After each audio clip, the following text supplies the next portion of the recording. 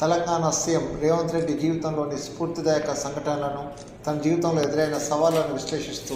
వివరణాత్మకంగా ప్రముఖ వ్యక్తిత్వ వికాస నిపుణుడు తాటికొండ వేణుగోపాల్ రెడ్డి, ప్రముఖ రచయిత జర్నలిస్ట్ విజయార్కి రాసిన ఒకే ఒక్కడు యనుమల రేవంత్ రెడ్డి పుస్తకాన్ని గాంధీ భవన్లో పిసిసి అధ్యక్షుడు మహేష్ కుమార్ గౌడ్ ఆవిష్కరించారు. అనంతరం మహేష్ కుమార్ గౌడ్ మాట్లాడుతూ, రాష్ట్ర ముఖ్యమంత్రి రేవంత్ రెడ్డిపై వారి రాజకీయ యాత్ర అంశాన్ని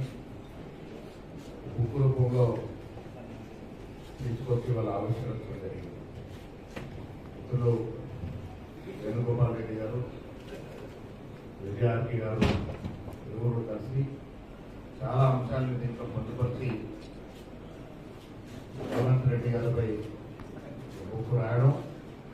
అది వాళ్ళ